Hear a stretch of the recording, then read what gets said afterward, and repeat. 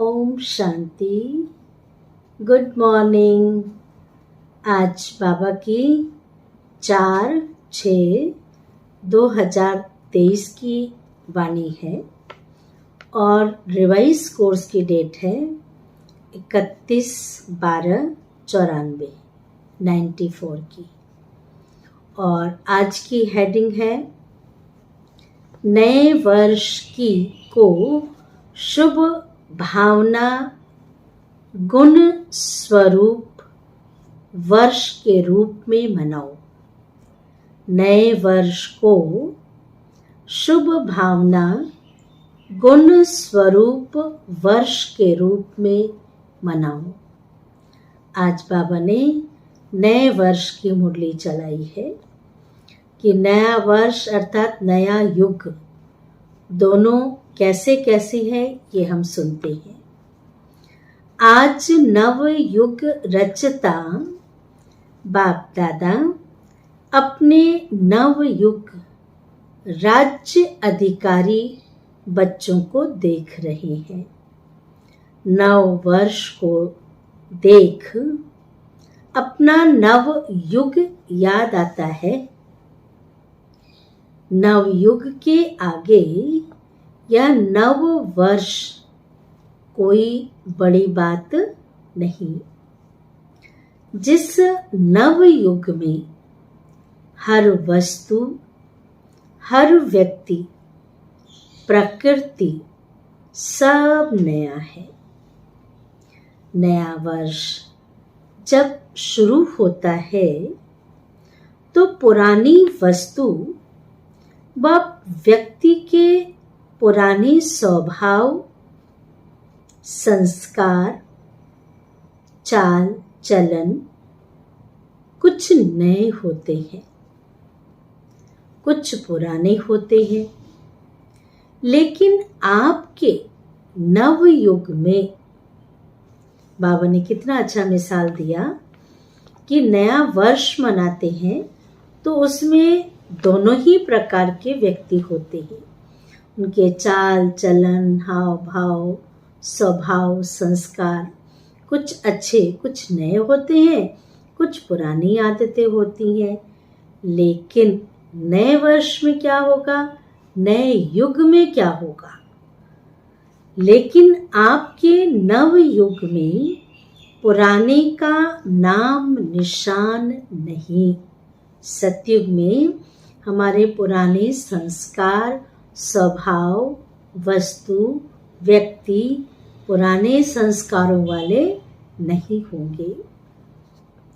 व्यक्ति भी नया अर्थात सतो प्रधान है और प्रकृति भी सतो प्रधान अर्थात नई है। प्रकृति में भी आजकल जैसा पुरानापन नहीं होगा। तो नव युग की मुबारक के साथ नव वर्ष की मुबारक। आज विशेष नया वर्ष मनाने के उमंग उत्साह से खुशी खुशी से सभी पहुंच गए हैं। तो बाप दादा भी दिल से, दिल की दुआओं सहित, ध्यान से सुनना, बाप दादा भी दिल से, दिल की दुआओं सहित नव युग की और नए वर्ष की डबल मुबारक देते हैं। आप सभी को भी डबल याद है या सिंगल याद है? अपना नया युग नैनो के आगे बुद्धि में स्पष्ट है ना? नया युग, नया वर्ष के साथ साथ नया युग भी स्पष्ट है ना? सभी नव, यह नशा रहता है ना कि सभी नव युग के राज्य अधिकारी हैं। सभी राजा बनेंगे तो प्रजा बनाई है। राजा तो तभी बनेंगे जब आपके सामने प्रजा होगी। आप सब तो राजा हो, लेकिन राज्य किस पर करेंगे? अपने ऊपर। तो बाप दादा नवयुग और नया वर्ष डबल देख रहे हैं। कल की तो बात है ना, वो भी कल और ये भी कल की बात है। नया युग भी, नया वर्ष भी कल आने वाला है और नया युग भी कल आने वाला है। तो बाबा की नजर में दोनों ही है। फिर नव युग होगा ना। अपने नव युग की ड्रेस अर्थात शरीर सामने दिखाई देती है। सतयुग में हम ऐसे राजकुमार राजकुमारी बनेंगे, वो क्या नज़ारे दिखाई दे रहे हैं। अपनी ड्रेस दिखाई दे रही है नए युग वाली। बस पुरानी ड्रेस छोड़ेंगे और नई ड्रेस धारण करेंगे। क्या मुश्किल है। पुराने वस्त्र अर्थात पुराना युग को छोड़ करके नया युग, नया वर्ष, नई ड्रेस होगी। तो वो ड्रेस अच्छी, चमकीली, सुंदर है ना। अभी तो देखो हर व्यक्ति में कोई ना कोई नुक्स होगा। कोई की नाक टेढ़ी होगी, किसकी आंख टेढ़ी होगी, किसके होंठ ऐसे होंगे। देखा होगा ना आप सबने। और नवयुग में सब नंबर 1। आप देखिए देवी देवताओं की फोटो, चित्र देखिए कितने सुंदर, फर्स्ट क्लास है। तो नवयुग में तो कोई टेढ़ापन होगा ही नहीं, क्योंकि यहाँ के संस्कार, यहाँ की जो अवगुण है वहाँ तो नहीं जाएंगे। वहाँ तो अच्छे संस्कारों वाले होंगे ना। तो संस्कार संगम युग पर धारण करने हैं। जैसे यहाँ के संस्कार होंगे ऐसे वहाँ के हमारे शरीर भी वैसे ही बनेंगे, आत्मा के गुण भी वैसे ही होंगे। सतयुग नई दुनिया वाले, क्योंकि प्रकृति भी वहाँ सतो प्रधान है। 5 तत्व सतो प्रधान है, सुखदायी है। यहाँ दुखदायी है। हमारे हिसाब किताब है तो वो शरीर के रूप में भी आता है। इसलिए बाबा ने कहा कोई की नाक टेढ़ी, कोई की आंख टेढ़ी, कोई के होंठ ऐसे। तो ऐसे होंगे। नवयुग में तो सब नंबर 1, हर कर्म इंद्रियां एक्यूरेट। तो ऐसी ड्रेस सामने खूंटी पर लगी हुई है ना। ऐसा ड्रेस दिखाई देता है ना, क्योंकि कहते हैं ना कि जैसा लक्ष्य वैसे लक्षण। अगर लक्ष्य हमारा देवी देवता बनने का है, लक्ष्मी नारायण बनने का है, तो लक्षण भी तो वैसे ही आएंगे। बस पहननी ही है। अपनी ड्रेस अच्छी पसंद है, देख रहे हो ना। बाप दादा सदैव जब हर एक बच्चे को देखते हैं तो क्या देखते हैं? एक तो हर एक के मस्तक की चमकती हुई मणि श्रेष्ठ आत्मा को देखते हैं, और साथ साथ हर एक बच्चे के भाग्य की लकीर को देखते हैं।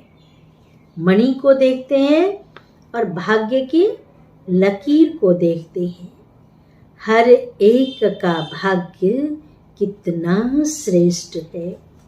सभी का भाग्य श्रेष्ठ है ना। है ना भाग्य श्रेष्ठ? कि किसका मध्यम भी है। सभी 1 है, 1 है ना। सेकंड थर्ड आने वाले हैं, सब 1 आने वाले हैं। अच्छा है। दुनिया वाले कहते हैं आपके मुख में गुलाब, और बाप दादा क्या कहते हैं? आपके मुख में गुलाब जामुन। तो गुलाब जामुन सबको बहुत अच्छा लगता है ना। कोई बड़ा फंक्शन होता है तो क्या खिलाते हैं? मधुबन में गुलाब जामुन। तो अच्छा है ना, गुलाब जामुन या मिठाई खाने के लिए बाप दादा ने हर गुरुवार को भोग रखा है। बच्चों को कोई ना कोई प्रकार की मिठाई मिलती है, भोग रखा है। भोग में खुद भी खाते हो और बाप दादा को भी स्वीकार कराते हो। घर में बनाए नहीं बनाए, लेकिन गुरुवार को तो मीठा मिलेगा ना, कुछ न कुछ तो मीठा मिलता है। और जब कभी खुशी का उत्सव होता है तो मुख ही मीठा कराते हैं। मीठा मुख अर्थात मीठा मुखड़ा। मीठा मुख अर्थात मीठा मुखड़ा। मुख मीठा तो सब करते हैं, लेकिन आप सबका मुख भी मीठा होता है, तो मुखड़ा भी अर्थात फेस भी मीठा है, या थोड़ा थोड़ा कड़वा भी है। क्या कहेंगे? मीठा है ना। अगर एक लकीर भी कड़वे की हो तो आज वर्ष को विदाई देने के साथ साथ इस थोड़े से कड़वेपन को भी विदाई दे देना। विदाई देना आता है ना, कि पास रखना अच्छा लगता है। बुरी चीज को विदाई देना, कड़वी चीज को विदाई देना अच्छा है, या अपने पास रखना अच्छा है, या विदाई देकर फिर बुला लेंगे। कई कहते हैं ना, आज से हम क्रोध नहीं करेंगे, और थोड़ी देर के बाद देखो फिर बुला लेते हैं क्रोध को, फिर कर लेते हैं। फिर कहेंगे हम तो छोड़ना चाहते हैं, लेकिन माया नहीं छोड़ती है। ताकतवान कौन? आपके साथ कौन? स्वयं सर्वशक्तिवान है। उसको साथ रख करके पांडवों को बड़ा नशा था। मेरे साथ भगवान है, हर काम निश्चिंत होकर करते थे और विजय उनकी हुई। तो आपके साथ कौन है? स्वयं भगवान है ना। फिर क्यों कहते हो माया छोड़ती नहीं है? ऐसे तो नहीं कहेंगे कि हमने तो छोड़ दिया लेकिन माया आ गई। वो जाकर फिर ऐसे पत्र लिखेंगे, ऐसा तो नहीं करेंगे ना कि मधुबन से गए, अपने अपने सेंटर पे गए, अपने अपने घर गए, फिर लेटर लिख रहे, बाबा क्या करूं, माया आ गई। ऐसे पत्र तो नहीं लिखेंगे ना। विदाई तो सदा काल के लिए विदाई। विदाई देने का अर्थ ही है कि आने नहीं देना, या कभी कभी आ जाए तो कोई हर्जा नहीं। चलेगा? ऐसा नहीं चलेगा ना, क्योंकि पुराने संस्कार कईयों को बहुत अच्छे लगते हैं।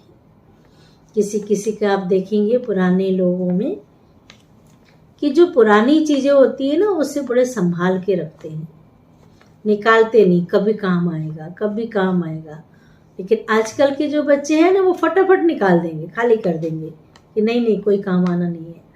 तो बाबा ने कहा ऐसे ही हमारे पुराने संस्कार, कई बार हम उनको खत्म ही नहीं करना चाहते हैं, उन संस्कारों को बचा के रखते हैं कि आई बेल में काम आएगा।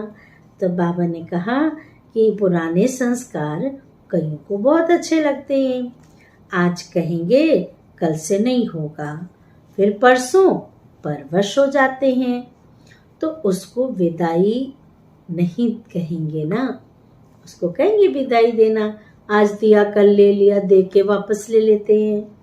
तो विदाई देना भी, वर्ष को विदाई देना तो कॉमन बात है, लेकिन आप सबको अंश वंश सहित माया को विदाई देना है। अंश मात्र भी न रहे। कई बच्चे कहते हैं 75% तो फर्क पड़ गया है और पड़ जाएगा, लेकिन माया अंश से वंश बहुत जल्दी पैदा करती है। 25% अंश मात्र भी रहा तो 25 से 50 तक भी जल्दी पहुंच सकता है। इसलिए अंश सहित समाप्त करना। तो नए वर्ष में क्या करेंगे? पुराने वर्ष को विदाई देने के साथ साथ माया के अंश को भी विदाई देना, और विदाई के साथ साथ बधाई भी देते हो ना। कल सभी एक दो को मिलेंगे तो क्या करेंगे? नए वर्ष की बधाई देंगे। तो बधाई देना तो है। अब तो विदाई और बधाई साथ साथ अपने को भी और दूसरों को भी सदा फरिश्ते स्वरूप की बधाई दो। है ही फरिश्ता, ऊपर से नीचे आए, अपना कार्य किया और उड़ा। फरिश्ता यही करते हैं ना। तो उड़ती कला की निशानी पंख दिखाए हैं। कोई आर्टिफिशियल पंख नहीं, लेकिन ये फरिश्तों को जो पंख दिखाते हैं उसका अर्थ है फरिश्ता अर्थात उड़ने वाले।